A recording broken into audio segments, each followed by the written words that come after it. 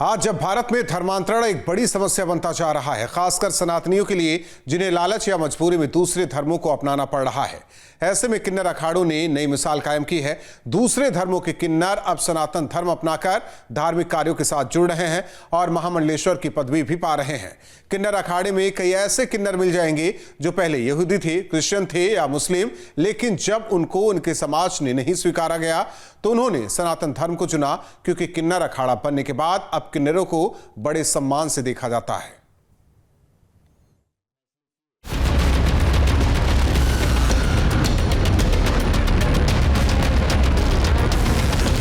किन्नर अखाड़ा यूं तो कई बार चर्चा में रहता है, लेकिन किन्नर अखाड़े में जिस तरह से दूसरे धर्मों के किन्नर अपने धर्म को छोड़कर सनातन धर्म अपना रहे हैं, उसे लेकर ये अखाड़ा खूब चर्चा में है।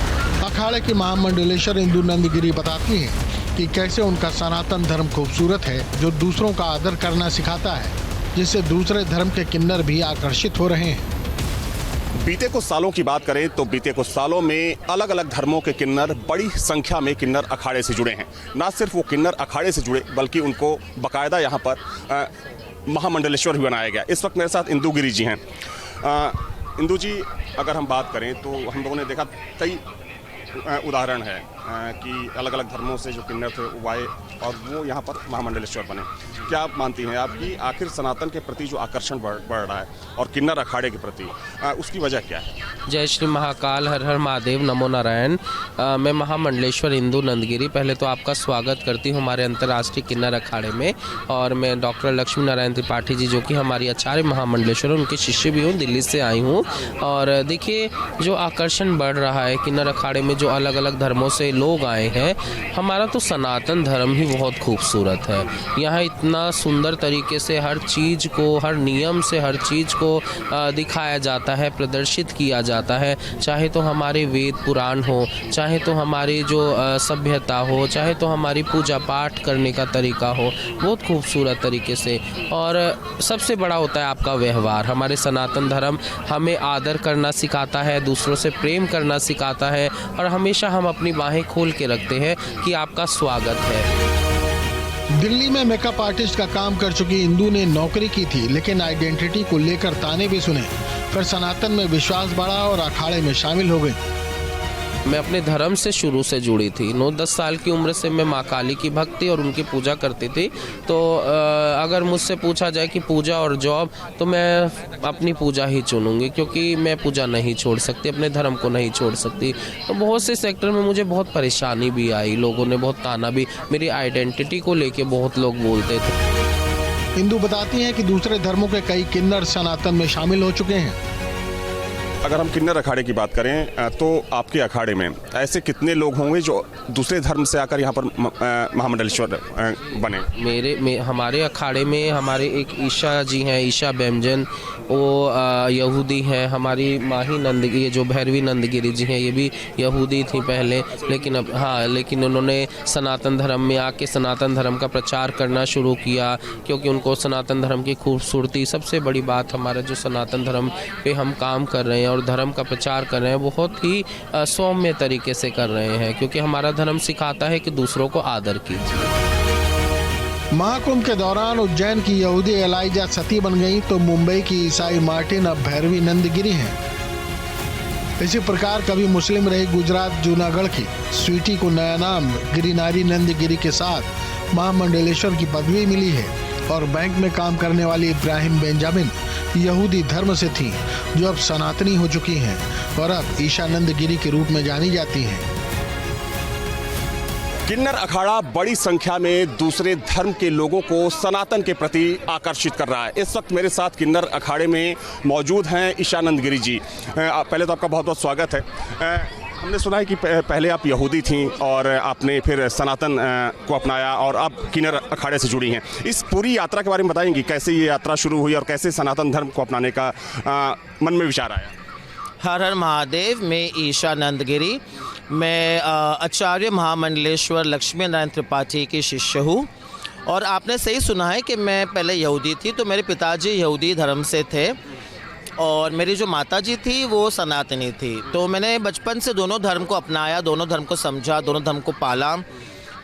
जैसे जैसे बढ़ती गई तो मुझे थोड़ा सनातन धर्म की और ज़्यादा मैं अट्रैक्ट हो गई थी, तो उस वजह से मैं थोड़ा ज़्यादा पढ़ना, ज़्यादा उसके ऊपर इन्फॉर्मेशन निकालना। फिर अभी कुछ साल पहले मैं मिली आचार्य महामंडलेश्वर लक्ष्मी नारायण त्रिपाठी जी से, तो उनकी शिष्य भी बनी। उनसे मुझे बहुत सारी जानकारी मिली सनातन धर्म के बारे में। फिर मैं पढ़ने लगी। फिर उस वक्त गुरु मेरी जो है वो 1 साल पहले से ही ये अखाड़े के लिए उनका काम शुरू हुआ था। तो मैं देखती थी उनके घर पे सब मीटिंग, उनका आना प्रयागराज ये वो, तो मैं इंटरेस्टेड हो गई कि कुंभ, क्योंकि मेरा पहला ही कुंभ है, तो मैं इंटरेस्टेड हो गई। तो कुंभ में आके फिर मैंने किन्नर अखाड़ा इसको मैं ज्वाइन हुई, किन्नर अखाड़े को।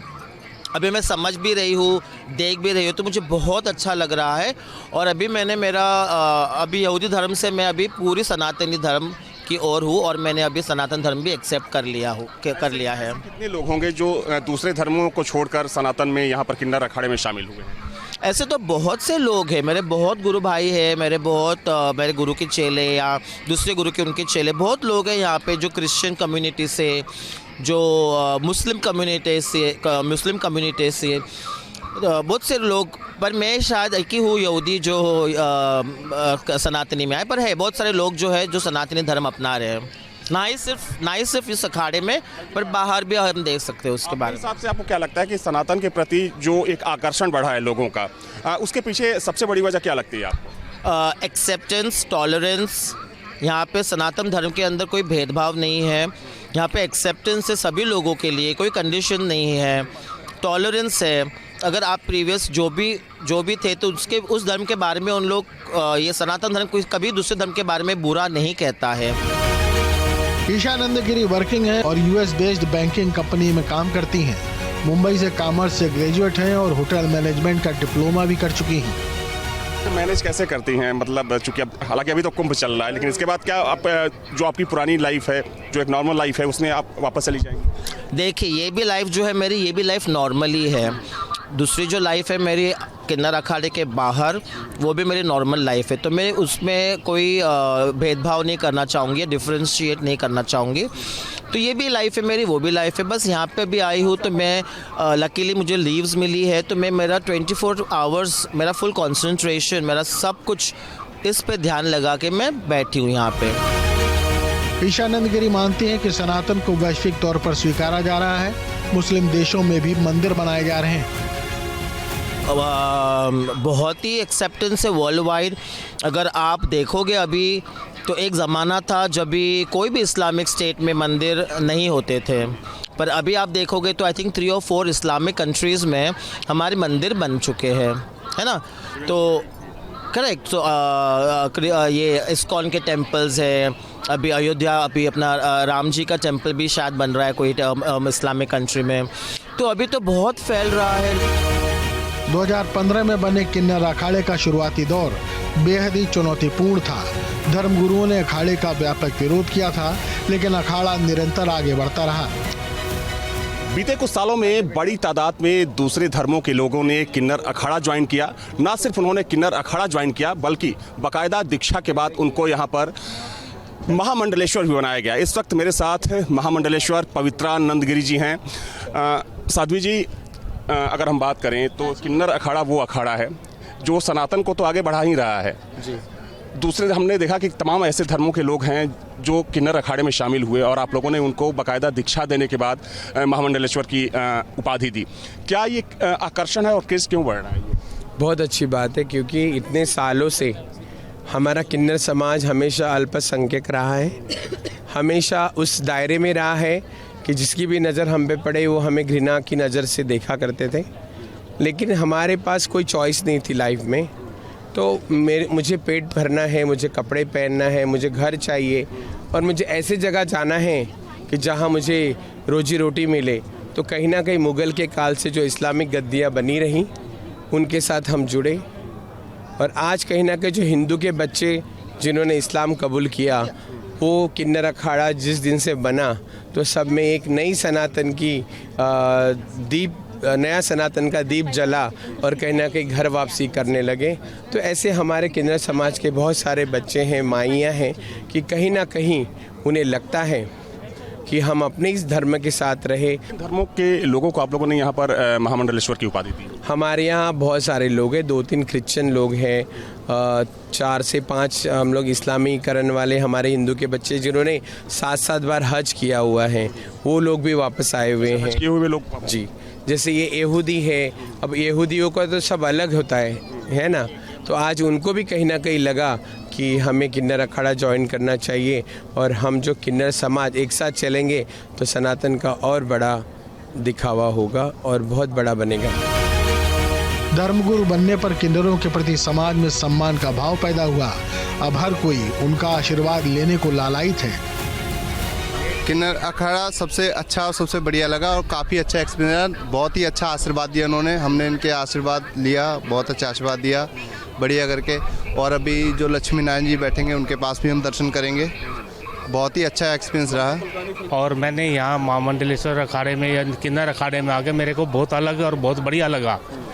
यहाँ सब कुछ तो मैं और भी दूसरे अखाड़ों में गया, उन सबसे बिल्कुल अलग है।